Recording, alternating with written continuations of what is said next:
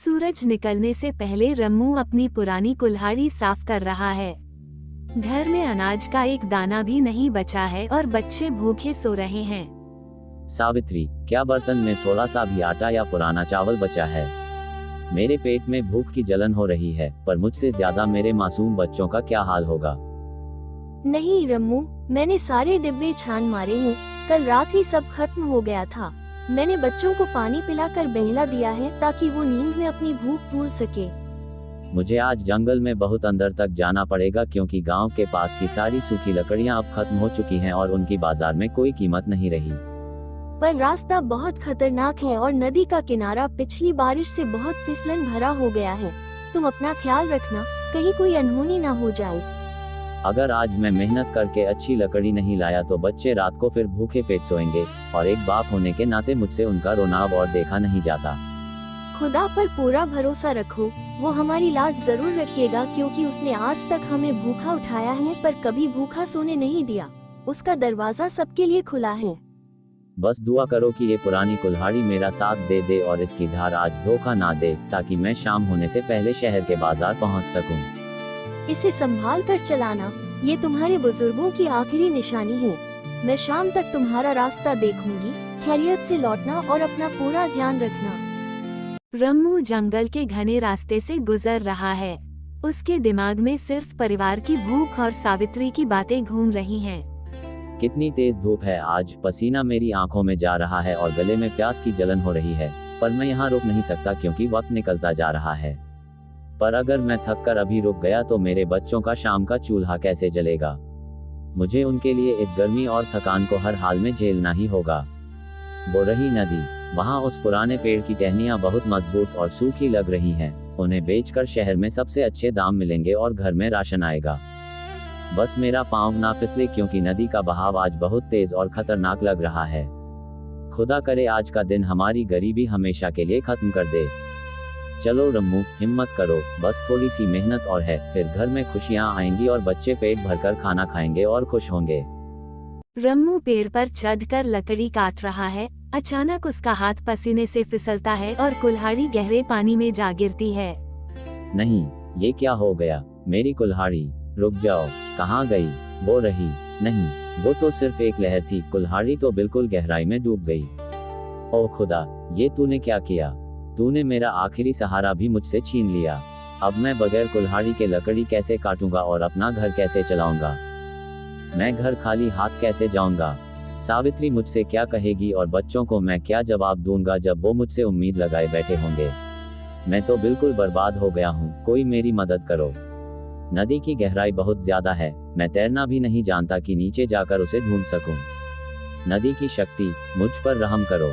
मैं एक गरीब लकड़हारा हूँ, मेरी कुल्हाड़ी मुझे वापस दिला दो, वरना मेरा परिवार आज भूखा मर जाएंगे। रम्मू की पुकार सुनकर नदी का रखवाला बाहर आता है। उसके हाथ में चमचमाती हुई सोने की कुल्हाड़ी है। मनुष्य, तुम इतने परेशान क्यों हो और क्यों रो रहे हो? मैंने तुम्हारी सच्ची पुकार सुनी और मैं नदी की गहराइयों से बाहर आया हूँ तुम्हारी मदद करने। मेरी कुल्हाड़ी पानी में गिर गई है, वही मेरी जिंदगी थी और वही मेरे बच्चों की रोटी का अकेला जरिया थी। अब उसके बिना मैं बिल्कुल लाचार और अकेला हो गया हूँ। घबराओ मत, मैंने नदी के नीचे से एक कुल्हाड़ी ढूंढ ली है। देखो, क्या ये चमचमाती हुई सोने की कुल्हाड़ी तुम्हारी है? इसकी कीमत से तुम्हारे सारे दुख खत्म हो जाएंगे। नहीं, ये मेरी नहीं है। मैं झूठ नहीं बोल सकता क्योंकि झूठ बोलकर मिली हुई दौलत कभी सुकून नहीं देती और मैं खुदा का गुनहगार नहीं बनना चाहता। इसे लेकर तुम अपनी सारी गरीबी हमेशा के लिए दूर कर सकते हो और बादशाहों की तरह जी सकते हो।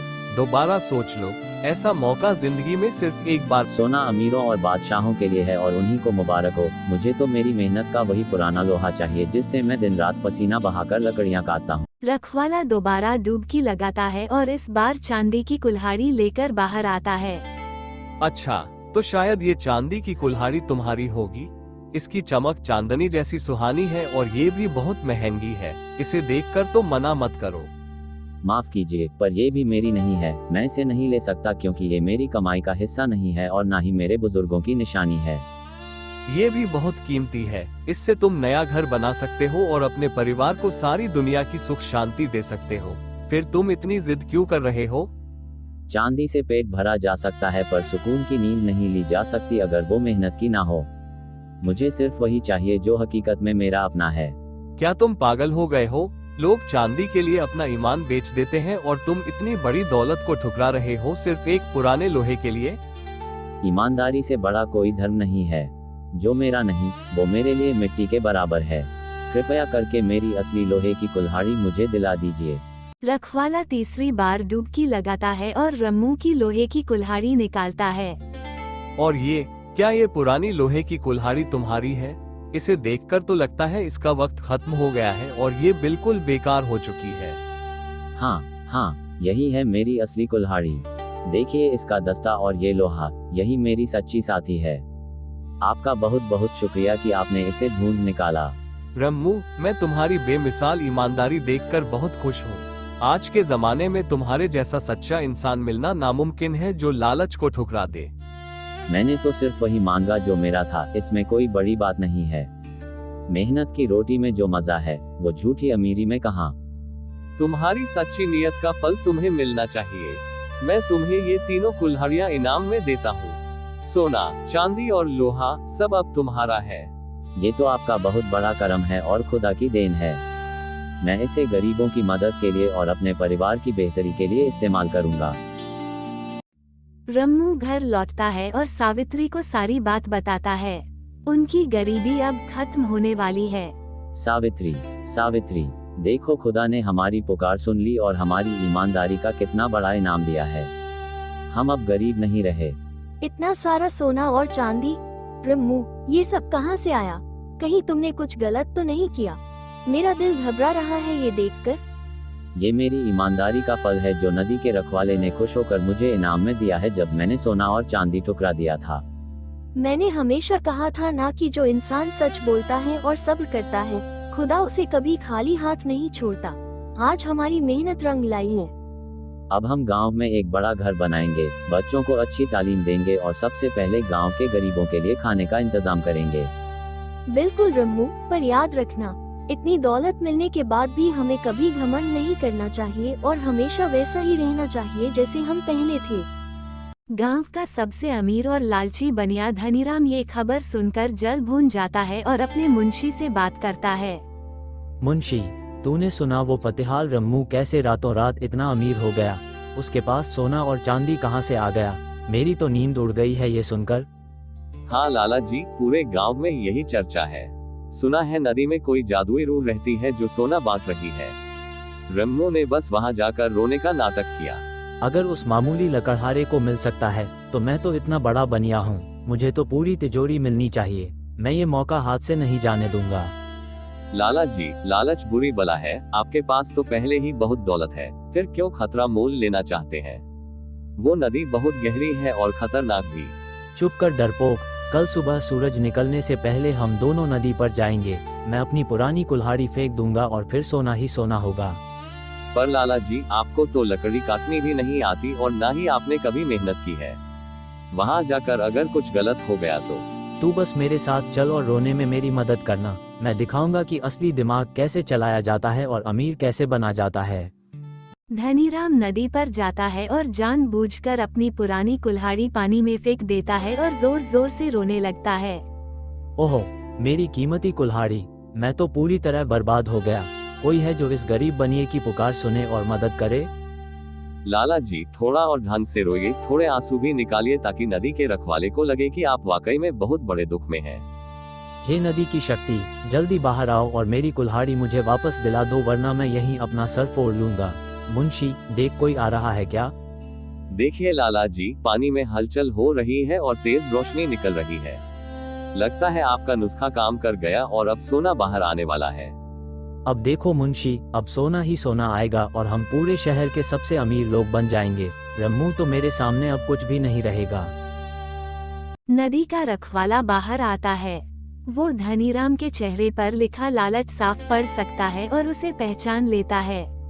मनुष्य, तुम क्यों रो रहे हो? क्या तुम्हारी भी कोई चीज इस नदी के पानी में गिर गई है? बताओ, क्या ये सोने की कुल्हाड़ी तुम्हारी है? हाँ, बिल्कुल यही है मेरी असली कुल्हाड़ी। मैंने इसे कितने प्यार से बनवाया था और इसके बिना मैं मर जाऊंगा। जल्दी दे दीजिए। सोच समझकर जवाब दो बनिया, क्या तुम वाकई सच बोल रहे हो? याद रखना, खुदा से कुछ नहीं छुपता और नदी कभी झूठ को बर्दाश्त नहीं करती। मैं कभी झूठ नहीं बोलता। ये सोने की कुल्हाड़ी मेरी ही है, मैं इसे पहचान सकता हूँ। आप बस इसे मेरे हाथ में दीजिए और अपना रास्ता लीजिए। लाला जी, इतना झूठ मत बोलिए, कहीं लेने के देने ना पड़ जाए। मुझे डर लग रहा है ये रोशनी देखकर। तू चुप रह, सोना मेरे हाथ में आने वाला है और तू डर रहा है। रखवाला जी, जल्दी कीजिए, मुझे घर जाना है। धनीराम का झूठ सुनते ही रखवाले का चेहरा गुस्से से लाल हो जाता है और नदी में एक भयंकर तूफान उठता है। लालची इंसान, तूने न सिर्फ मुझसे झूठ बोला बल्कि खुदा की दी हुई इस पवित्र नदी का अपमान भी किया। तूने सोने की लालच में अपना ईमान बेच दिया। नहीं, मेरा मतलब था, शायद ये मेरी नहीं है, पर मुझे मेरी पुरानी लोहे वाली तो दे दीजिए, मुझे माफ कर दीजिए। झूठ पर झूठ, तेरी असली लोहे की कुल्हाड़ी भी अब इस नदी की गहराइयों में हमेशा के लिए रहेगी। तूने ईमानदारी छोड़कर धोखे का रास्ता चुना है, अब भुगतो। लाला जी, भागिए यहाँ से। देखिए पानी कैसे ऊपर आ रहा है और तूफान बढ़ता जा रहा है। हम डूब जाएंगे अगर यहाँ और रुके। मेरी कुल्हाड़ी, मेरी सोने की उम्मीद, सब खत्म हो गया।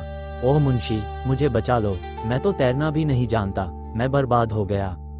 नदी का रखवाला गायब हो जाता है और धनीराम खाली हाथ और गीले कपड़ों में वहां बैठा रहता है। उसका लालच उसे ले डूबा। सब खत्म हो गया मुंशी, मेरी सोने की कुल्हाड़ी तो गई ही, पर मेरी अपनी लोहे वाली भी चली गई। अब मैं बाजार में क्या मुंह दिखाऊंगा? लाला जी, मैंने आपसे कहा था कि लालच बुरी बला है। रम्मू ने सच बोला था, इसीलिए उसे सब मिला, पर आपने झूठ का सहारा लिया और अपनी असली चीज भी गंवा दी। मैं कितना बड़ा बेवकूफ हूँ। इतना पैसा होने के बाद भी मैं और ज्यादा के पीछे भागा। आज मुझे समझ आया कि ईमानदारी की कीमत सोने से भी ज्यादा होती है। चलिए अब घर, वरना ये जंगल के जानवर हमें खा जाएंगे। आज आपको एक बहुत बड़ा सबक मिला है जो जिंदगी भर याद रहेगा।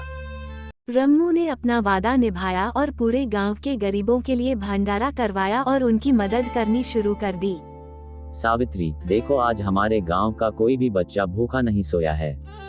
ये देखकर जो सुकून मिल रहा है वो सोने से कहीं ज्यादा कीमती है। बिल्कुल रम्मू, और जो नया कुआं तुमने खुदवाया है उससे अब किसी भी माँ को मीलों दूर पानी लेने नहीं जाना पड़ेगा। ये सब तुम्हारी सच्ची नियत का फल है। मैं चाहता हूँ कि हमारा गांव हमेशा खुशहाल रहे और कोई भी मुसीबत में ना हो। पैसा तो खुदा की अमानत है, इसे दूसरों की भलाई में लगाना चाहिए। तुमने हमेशा अच्छा सोचा है, इसीलिए खुदा ने तुम्हारा रास्ता आसान किया। हम हमेशा ऐसे ही मिल बांट कर रहेंगे और सबकी मदद करेंगे। धनीराम जब गांव लौटता है और रम्मू की नेक नियति देखता है तो उसे अपनी गलती का एहसास होता है और वो रम्मू के पास जाता है। रम्मू भाई, मुझे माफ कर दो। मैंने तुम्हारी कामयाबी देखकर लालच किया और खुदा के सामने झूठ बोला। आज मेरे पास अपनी पुरानी कुल्हाड़ी भी नहीं बची। लाला जी, आप परेशान मत होइए। गलती सबसे होती है, पर उसे समझ लेना ही असली ईमानदारी है। नहीं रम्मू, तुम सच में एक फरिश्ता हो। मैंने तुम्हारा बुरा सोचा और तुम मेरी मदद कर रहे हो। आज से मैं भी बदल जाऊंगा और ईमानदारी से काम करूंगा। देखा लाला जी, सच बोलने वाले का दिल कितना बड़ा होता है। आज से हम भी झूठ का रास्ता हमेशा के लिए छोड़ देंगे और मेहनत की रोटी खाएंगे।